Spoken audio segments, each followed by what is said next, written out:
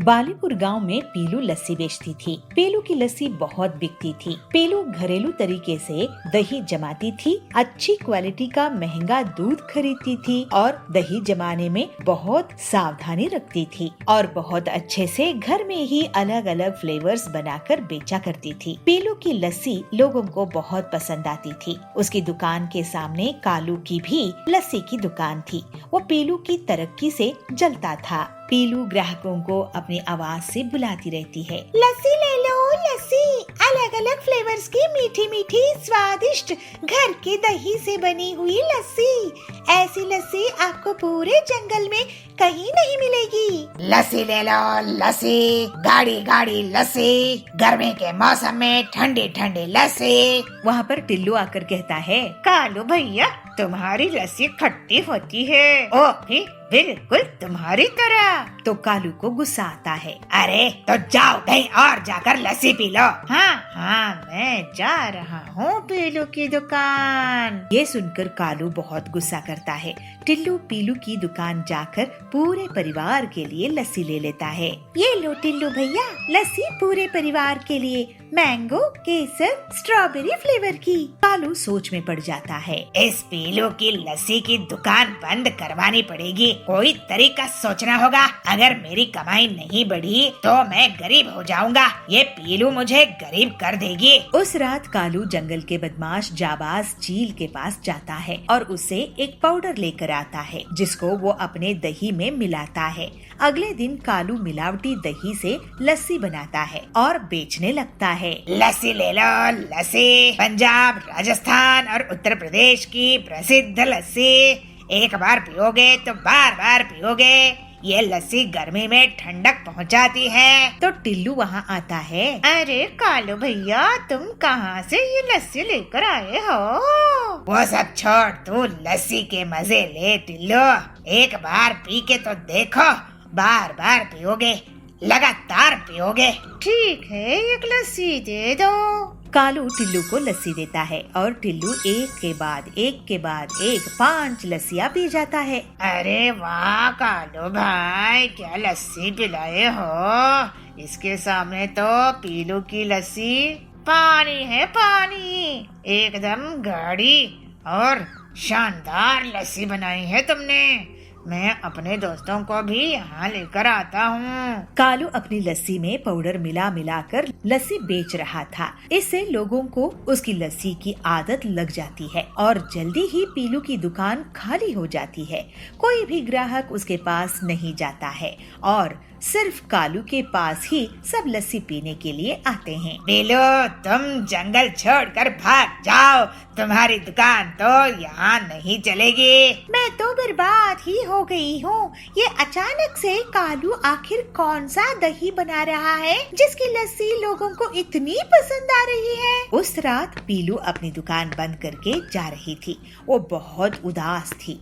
तभी उसे कालू चुपचाप घने जंगल में उड़ता हुआ दिखता है। अरे कालू इतनी रात में गहरे जंगल में कहाँ जा रहा है? ये जरूर कुछ गड़बड़ करता है। और पीलू चुपकर कालू को जाबाज से पाउडर खरीदता हुआ देख लेती है और फिर पीलू कालू का पीछा करती हुई उसके घर में पहुंच जाती है। कालू उस पाउडर को दही में मिलाते हुए वो देख लेती है। पीलू तुरंत ही हरिया इंस्पेक्टर के पास जाती है। इंस्पेक्टर साहब, कालू दही में नशा मिला रहा है जिससे लोगों को उसकी लस्सी की आदत लग रही है। हरिया ये सुनकर बहुत गुस्सा करता है। और मैं उसे रंगे हाथों पकड़ लूंगा तो मैं उसकी हड्डियां तोड़ दूंगा। फिर इंस्पेक्टर हरिया को लेकर कालू के घर जाता है और कालू के घर की तलाशी लेता है। उसको वहाँ पैकेट में थोड़ा सा नशा मिलता है। वो जबरदस्ती कालू को उसी की लस्सी पिला देता है जिससे कालू उल्टी करने लगता है। फिर कालू सब कबूल कर लेता है। कालू तुम मुझे और मेरे परिवार वालों को नशे वाली लस्सी बेच रहे थे। अब हम सब तुम्हारी पिटाई करेंगे। कालू की बहुत पिटाई होती है और फिर उसे जेल हो जाती है। इस तरह से पीलू अपनी ईमानदारी के कारण जंगल में अकेली लस्सी बेचने वाली रह जाती है और अपना जीवन हंसी खुशी बिताने लगती है। चुलबुल नगर के गांव में सुंदरी बहुत घमंडी और अमीर जमींदारिन थी। वो गरीब लोगों को ब्याज पे पैसे उधार देती थी और जब गरीब उसे उधार के पैसे लौटा नहीं पाते थे तो वो उनकी जमीन को हड़प लेती थी। ऐसे ही एक दिन बबली उसके पास पैसे उधार लेने के लिए जाती है। सुंदरी सेठानी, आप मुझे 1 लाख उधार दोगी क्या? मैं आपको अगले साल वापस कर दूंगी। मुझे कैसे पता कि तुम मुझे पैसे वापस कर दोगी? तुम कौन हो? मैं तो तुम्हें नहीं जानती हूँ। मैं यही इसी जंगल में रहती हूँ। सेठानी जी, गरीब किसान हूँ, छोटी सी जमीन है मेरी। अच्छा, तो तुम मुझे अपनी जमीन गिरवी रख दो, मैं तुम्हें पैसे उधार दे दूंगी। वैसे कितनी बड़ी जमीन है तुम्हारी? मेरी 10 एकड़ की जमीन है, आप गिरवी रख लो। ठीक है, यहाँ अंगूठा लगाकर पैसे ले जाओ, लेकिन याद रखना पैसे नहीं चुकाए तो जमीन मेरी। फिर बबली उन पैसों से खाद और दवाइयाँ लाती है और खेत में दिन रात बहुत मेहनत करके फसल उगाती है। इस बार उसकी अच्छी फसल हुई थी। ऐसे ही एक दिन सुंदरी उसके खेत के पास से निकल रही थी। तभी उसकी नजर बबली की खेत में जाती है। अरे वो टिल्लू, कहाँ घूम रहा है? ये बता कि ये खेत किसका है जिसमें इतनी बढ़िया फसल उगी है? सेठानी जी, ये खेत बबली का है। उसी बबली का जिसने मुझसे पैसे उधार लिए हैं? अरे वाह, इसका मतलब ये जमीन और ये फसल और इसका मुनाफा मेरा हुआ। फिर सुंदरी बबली से मिलती है। क्यों बबली, इस बार तो तुम्हारी फसल बहुत अच्छी हुई है, लगता है बहुत मेहनत करी हो। जी सुंदरी जी, मैं फसल बेचकर आपका उधार लौटा दूंगी। उसके बाद घर में बेटी भी है, उसकी शादी भी करनी है। ठीक है, ब्याज मिलाकर 3 लाख दे देना। क्या? लेकिन मैंने तो बस 1 लाख ही उधार लिए थे सेठानी जी। हाँ, तो ब्याज चढ़ा के और 2 लाख हो गए हैं। तुम अनपढ़ गंवार लोग कुछ नहीं समझते। ये तो अन्याय है सुंदरी जी। फालतू की बात मत कर, नहीं तो मैं तुझे घर में भी नहीं रहने दूंगी। मैं आपके पैसे नहीं चुका पाऊंगी। नहीं, आप मेरी जमीन ही रख लो। शाम में बबली अपने घर आई और अपनी बेटी पीलू को रोते रोते सब कुछ बता दी। मैं उस लालची सेठानी को देखती हूँ, वो अपने आप को क्या समझती है। आप चिंता मत करो माँ, अब मैं उससे सभी चिड़ियों की हड़पी हुई जमीन वापस करवाऊंगी। पीलू अपनी सहेली हरी के साथ एक प्लान बनाती है। दोनों सहेलियां एक छोटी सी खेत की जमीन में एक नकली पेड़ लगाती है और फिर उस पेड़ को लाल रंग से रंग देती है। फिर वो दोनों उसकी डालियों में सोने, चांदी, डायमंड्स के गहने चिपका देती है, जिससे ऐसा लगता है कि वो गहने उसी पेड़ के फल हो। अब आएगा मजा, लालची सुंदरी कैसे फंसेगी देखना। इसके बाद पीलू चिड़िया हरी तोती के साथ जानबूझकर सुंदरी के पीछे जोर जोर से बातें करती है। अरे तूने देखी क्या उस लाल पेड़ को जो उस खेत में उगा है? उसमें से फल की जगह गहने उग रहे हैं। नहीं तो चल दिखा मुझे। ये सुनकर सुंदरी पीलू और हरी के पीछा करने लगती है। जब वो दोनों खेत पहुंचते हैं तो अरे, क्या ये असली सोने जवाहरात है? सेठानी जी, आप कब आ गई यहाँ? खैर, हमने तो हीरे जवाहरात कभी नहीं देखे हैं। आप खुद ही देख लो कि सोना चांदी हीरा असली है कि नहीं। वैसे सेठानी जी, आपको बता दूं कि कल बहुत बड़े जमींदार आ रहे हैं जो इस जमीन को खरीद लेंगे, इसके साथ ये पेड़ भी। ऐसा क्या? तो एक बार मुझे इसके गहने दिखाओ। फिर पीलू और हरी तोती गहने दिखाते हैं। अरे, ये तो सही में हीरे हैं, हीरे। चलो, अच्छी बात है। अब हम इस जमीन उस शहर वाले सेठ को बेच देंगे। नहीं, ये जमीन तो मुझे चाहिए। लेकिन आपके पास इतने पैसे हैं क्या सेठानी जी? अरे पीलू, तुम गरीब लोग गरीब ही सोचोगे। इसके लिए तो मैं अपनी पूरी जमीन जायदाद बेच दूंगी, लेकिन मैं इस पेड़ की जमीन को खरीद के ही रहूंगी। ठीक है, तो फिर सौदा पक्का। आपकी पूरी संपत्ति के बदले में ये जमीन। ये लीजिए इस जमीन के कागजात। लेकिन पहले आप अपनी संपत्ति के कागज मेरे नाम कर दीजिए। फिर सुंदरी अपनी पूरी संपत्ति, जमीन जायदाद, गाड़ियाँ, हवेली पीलू के नाम कर देती है और उस छोटी से पेड़ वाली जमीन को बदले में ले लेती है। अगले दिन कुछ लोग उस पेड़ के पास इकट्ठा होते हैं। क्यों गरीब लोग, कैसा लगा मेरा ये गहनों का पेड़? जरा हमें भी दिखाना गहने सेठानी जी। ये देखो। फिर सुंदरी उन्हें गहने दिखाती है। तभी टिल्लू के बगल में खड़े हुए पक्षी के हाथ से उस हार में पानी गिर जाता है और उसका सुनहरा रंग मिट जाता है। अरे ये क्या, पीलू मुझे लूट ली, बर्बाद कर दी। ये तो नकली लोहे की चेन है जिस पर सोने का नकली रंग लगा हुआ था। इस तरह से सुंदरी को उसकी धोखाधड़ी की सजा मिल जाती है और पीलू की मदद से बबली और बाकी जंगल के पक्षियों को उनकी लूटी हुई जमीन वापस मिल जाती है।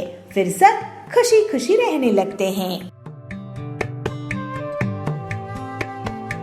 सोनापुर के जंगल में एक बहुत बड़ा बगीचा था जहाँ बहुत सारे फल लगते थे। वहाँ पर डब्बू भालू रहता था जो सबके साथ मिलजुल कर बातें करता था। कैसे हो छोटू भाई, सब ठीक है ना? हाँ डब्बू भैया, मैं थोड़ा मौसी के घर जा रहा था। अच्छा, संभाल कर जाना, आजकल बारिश कभी भी हो जाती है। जी भैया, आप भी अपना ख्याल रखना। सभी लोग डब्बू को बहुत पसंद करते थे। एक दिन वहाँ पर एक गुंडा बदमाश पिंटू गेंडा आ गया और वहाँ के जानवरों पर जोर जबरदस्ती करने लगा। अरे वाह, यहाँ तो बहुत सारे फल लगे हैं। पिंटू उन रसीले फलों को खाता है और बहुत खुश हो जाता है। इतने स्वादिष्ट फल तो मैंने कभी नहीं खाए। अब से जो भी फल खाना चाहेगा उसे मुझसे इजाजत लेनी पड़ेगी। पिंटू बहुत बदमाश था। अगर कोई जानवर वहाँ फल तोड़ने की कोशिश करता तो उसकी पिटाई कर देता था। पिंटू जब बोर होता था तो वो जानवरों के साथ बदमाशी करता था। कभी उन्हें अपनी सींग से उठाकर फेंक देता था, कभी उन्हें डरा देता था। ऐसा करने में उसे बहुत मजा आता था। डब्बू भाई, वो पिंटू गेंडा बहुत बदमाश है। सब लोग उससे बहुत तंग हो चुके हैं। वो किसी को फल खाने नहीं देता है। मैं एक बार उसे बात करके देखता हूँ। फिर डब्बू पिंटू के पास जाता है। पिंटू उस समय भी फल खा रहा था। पिंटू, तुम जानवरों को क्यों तंग कर रहे हो? तो पिंटू कहता है, तू कौन है जो मुझसे ऐसी बात कर रहा है? मैं डब्बू हूँ। तुम यहाँ पर गुंडागर्दी करना बंद करो और सभी जानवरों को फल खाने दो। ये सुनकर पिंटू को गुस्सा आ जाता है और वो डब्बू से लड़ाई करने लगता है। डब्बू सीधा साधा होने के कारण पिट जाता है। ये ले और ले और ले। डब्बू दुखी होकर वापस चला जाता है। उसकी हालात देखकर सभी जानवर दुखी हो जाते हैं। पिंटू बहुत ताकतवर है, उससे मैं भी नहीं लड़ पाया तो बाकी के जानवर कैसे लड़ सकेंगे? तो छोटू कहता है, ठीक है, फिर हम सब यहाँ से चले जाते हैं। तो रिंकू खरगोश कहती है, हाँ, वैसे भी हमें फल तो खाने नहीं मिलेगा और उस गुंडा गेंडा का खतरा भी रहेगा। देखो, हम अलग अलग उससे मुकाबला नहीं कर सकते हैं। वो बहुत ताकतवर है। हम सबको एक साथ मिलकर उससे लड़ाई लड़नी होगी। हम ज्यादा लोग रहेंगे तो उसे एक को हरा सकेंगे। ये सुझाव सब जानवरों को बहुत अच्छा लगता है और सभी एक साथ मिलजुल कर पिंटू गेंडे का सामना करने के लिए जाते हैं। पिंटू सभी को एक साथ देखकर और गुस्से में आ जाता है। वो हमला करने के लिए तैयार हो जाता है, लेकिन सभी जानवर उस पर टूट पड़ते हैं और उसकी बहुत पिटाई कर देते हैं। अरे बचाओ बचाओ, इन सब से तो मैं मुकाबला नहीं कर पाऊंगा। पिंटू पिटाई खाकर जंगल छोड़कर भाग जाता है। तुम्हारा आइडिया काम आ गया डब्बू भैया। एकता में बहुत शक्ति होती है। अब हम सब मिलकर हर मुसीबत का सामना करेंगे। चलो अब फलों का मजा लेते हैं। और फिर सभी एकजुट होकर मिलजुल कर खुशी से फल खाते हुए रहने लगते हैं।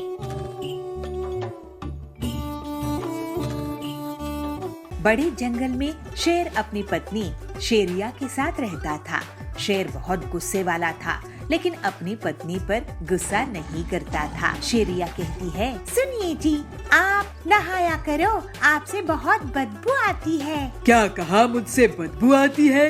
अरे शेर भी कभी नहाता है क्या? नहाया नहीं सकते तो मेरे पास मत आइएगा। अरे मुझे नहीं लगता कि मुझसे बदबू आती है, तो मैं क्या करूं? भोलू, क्या तुम मुझसे सच कहोगे? आपको बदबू की आदत पड़ गई है, आप किसी और जानवर से पूछ लो। फिर शेर जंगल में निकल जाता है। उसे पहले भोलू भालू मिलता है। भोलू, क्या तुम मुझसे सच कहोगे? शेर जी, भला आपसे कौन झूठ कह सकता है?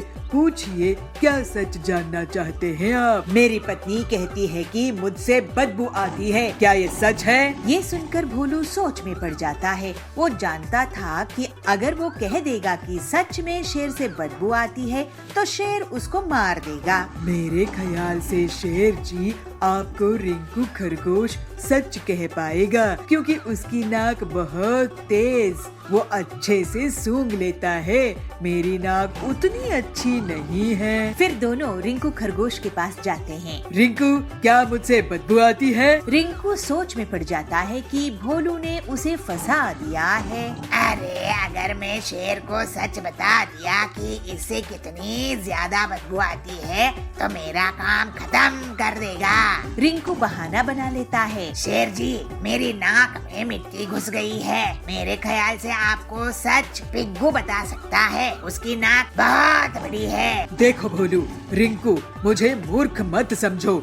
अगर पिग्गू सच नहीं बताएगा तो मैं तुम सबको मार दूंगा। फिर तीनों पिग्गू के पास जाते हैं। शेरराज जी, आपकी मैं कैसी मदद कर सकता हूँ? तुम मुझे सच सच बताओ कि मुझसे बदबू आती है कि नहीं? लेकिन शेरराज जी, आपसे बदबू आती है कि नहीं, इस बात से किसको फर्क पड़ता है? मेरी पत्नी शेरिया मुझसे कह रही थी कि मुझसे बदबू आती है। तुम सच कही नहीं तो मेरा गुस्से से तुम तीनों बच नहीं सकोगे। मैं आपको जब भी कहूँगा शेरिया जी के सामने ही कहूँगा। ठीक है, बताओ क्या कहना है तुम्हारा? तो पिग्गू कहता है, शेरिया जी, आपसे बहुत बदबू आती है। शेरिया जी सच कह रही थी। ये सुनकर शेरा बहुत गुस्से में आ जाता है। तुम्हारी इतनी हिम्मत, मैं तुम्हें मार दूंगा। उसके पहले आपको शेरिया जी को भी मारना होगा, क्योंकि उन्होंने सबसे पहले ही ये बात कही थी। ये सुनकर शेर शांत हो जाता है। सच सुनने के लिए बहुत समझदारी चाहिए और सच भी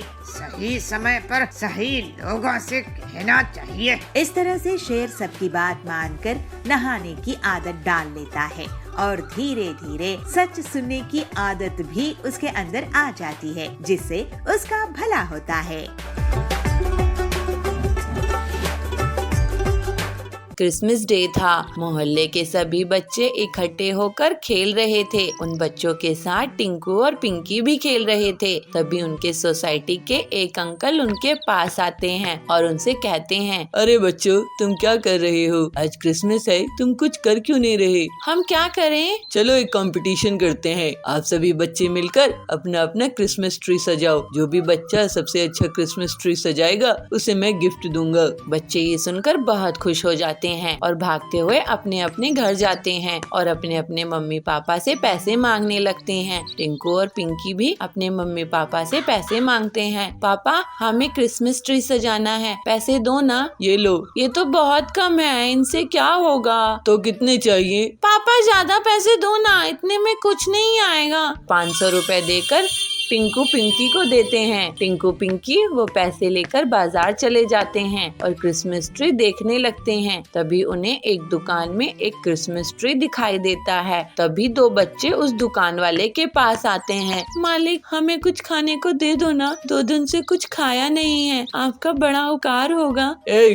भागो यहाँ से, सुबह सुबह आ जाते हैं बोनी खराब करनी। चलो निकलो यहाँ से। दुकान वाला बच्चे को धक्के मारकर आगे बढ़ा देता है। ये देख पिंकी और टिंकू को बहुत बुरा लगता है। पिंकी टिंकू से कहती है, भाई हम इन लोगों की मदद करनी चाहिए। पेड़ का क्या है, एक बार सजाएंगे और फिर ये कोने में पड़ा रहेगा। वही अगर हम इन गरीब बच्चों की मदद करेंगे तो इन्हें बहुत अच्छा लगेगा और भगवान जी भी बहुत खुश होंगे। हाँ पिंकी, मैं भी यही सोच रहा था। बच्चे क्रिसमस ट्री न लेकर सेंटा की ड्रेस ले लेते हैं और कुछ खाने की चीजें भी खरीद लेते हैं। उसके बाद वो उन सभी गरीब बच्चों के पास जाते हैं और उन्हें एक एक करके वो चीजें देने लगते हैं। लो और बताओ तुम्हें क्या चाहिए? मुझे तो एक गुब्बारा चाहिए। भाई इसको एक गुब्बारा दे दो ना। टिंकू से गुब्बारा दे देता है। टिंकू और पिंकी बच्चों के बीच वो सारे तोहफे बांट देते हैं और उसके बाद घर आ जाते हैं, जहाँ वो देखते हैं कि सारे बच्चे अपने अपने क्रिसमस ट्री सजा रहे थे। तभी वो अंकल आते हैं और सभी की ट्रीज देखते हैं और स्टेज पर जाते हैं और कहते हैं, आज के कंपटीशन में सभी बच्चों ने भाग लिया, बस पिंकी और टिंकू ने नहीं। खैर आज के विनर का नाम बताते हैं। आज के विनर का नाम है पिंकू। पिंकू ने सबसे सुंदर क्रिसमस ट्री सजाया है, इसलिए आज का विनर पिंकू है। पर एक मिनट, मैं एक और बात कहना चाहता हूँ। टिंकू और पिंकी ने भले ही कंपटीशन में भाग नहीं लिया, पर उन्होंने बहुत अच्छा काम किया है। जब मैं अपनी पत्नी के साथ बाजार गया था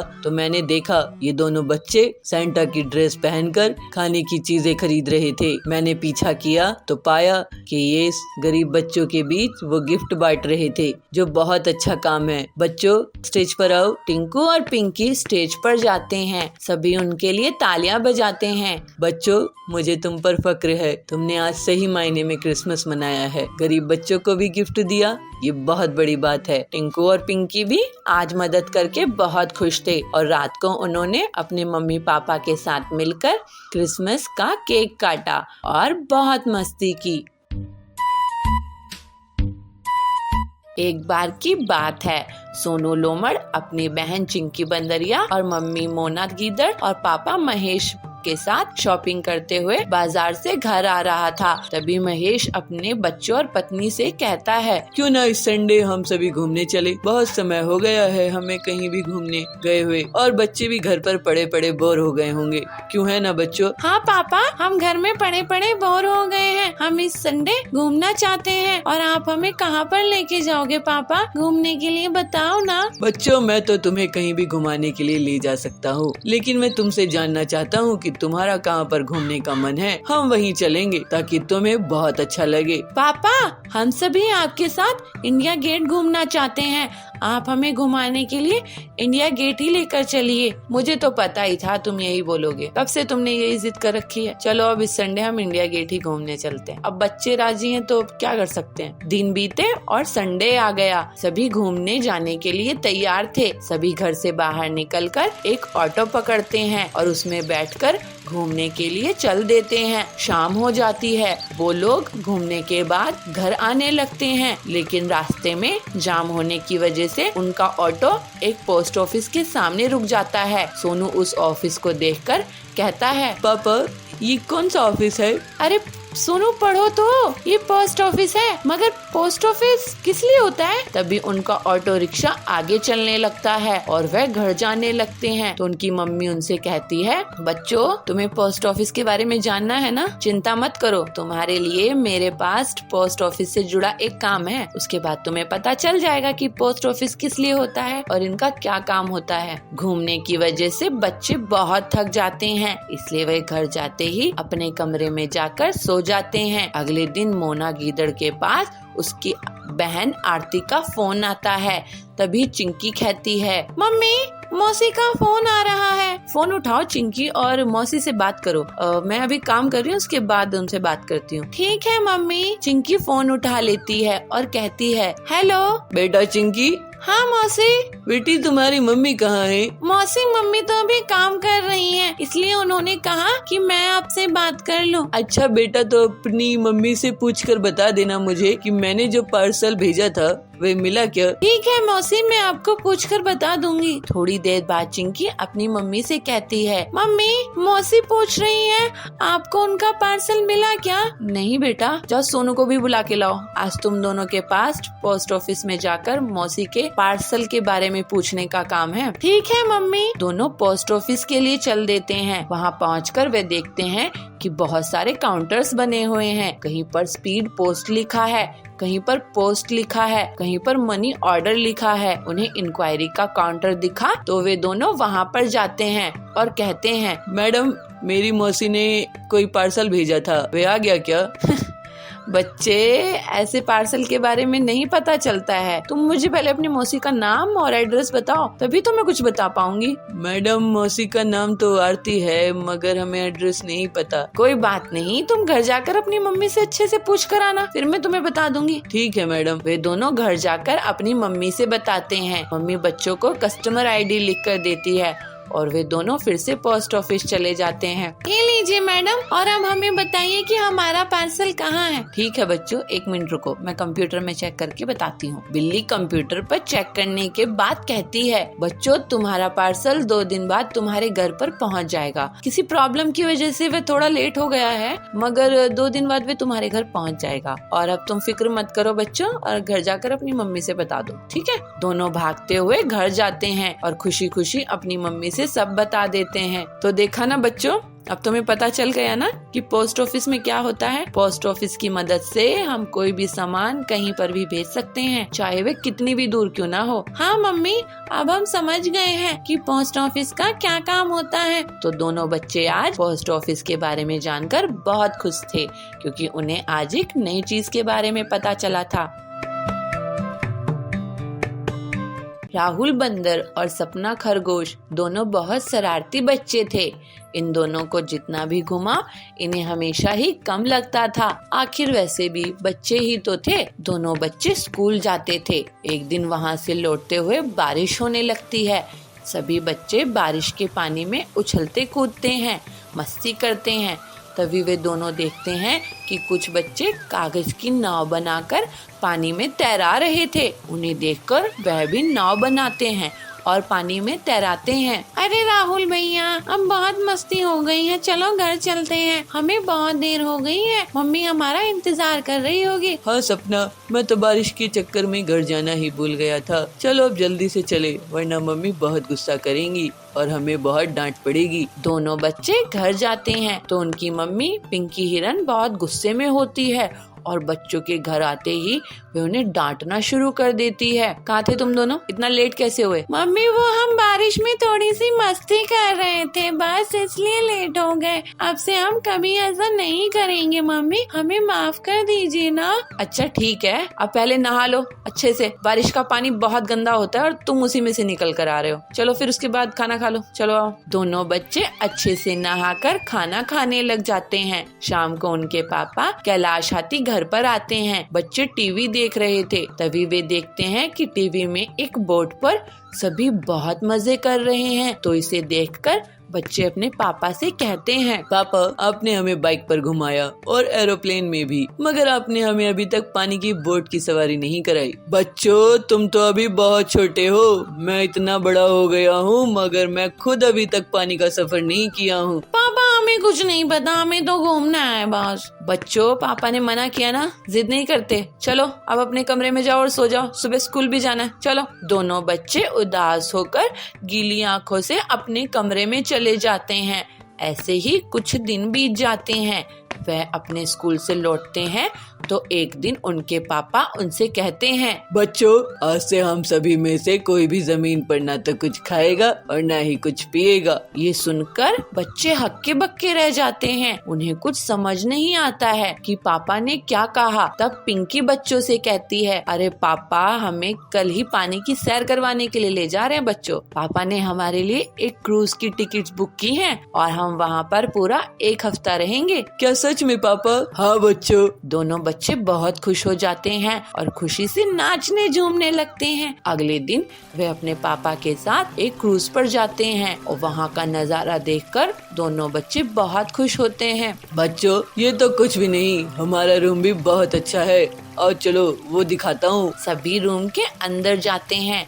तो वे देखकर चौंक जाते हैं। वे बिल्कुल एक 5 स्टार के जैसा लग रहा था। बहुत ही सुंदर लाइटिंग हो रखी थी और बेड भी बहुत अच्छा था। पापा ये तो सच में बहुत अच्छा है, बहुत ही सुंदर और बहुत बड़ा है। और ये बेड तो देखो पापा कितना मुलायम है। थोड़ी देर में क्रूज चलने लगता है तो राहुल घबरा जाता है और कहता है, पापा भूकंप। बेटा भूकंप नहीं है, भूल गए हम क्रूज पर हैं और अभी ये स्टार्ट हुआ है। शाम होते ही सभी क्रूज के अंदर के होटल में जाकर खाना खाते हैं और बहुत मस्ती करते हैं। क्रूज में एक स्विमिंग पूल भी था जहाँ सब मजे कर रहे थे। पिंकी और बच्चों तुम मेरे साथ चलो, मैं तुम्हें कुछ दिखाता हूँ। पर इतनी रात में पापा आप हमें कहाँ लेकर जा रहे हो? अरे मेरे पीछे पीछे आओ बच्चों। वे उन्हें क्रूज में टॉप व्यू पर ले जाते हैं। सभी देखते हैं कि समुद्र में बहुत सारी डॉल्फिन पानी में बाहर आ रही हैं और लंबी लंबी छलांगे मार रही हैं। पानी में ये देखने से बहुत अच्छा लग रहा था और इसे देखकर बच्चे भी बहुत खुश थे। उनकी खुशी का कोई ठिकाना नहीं था।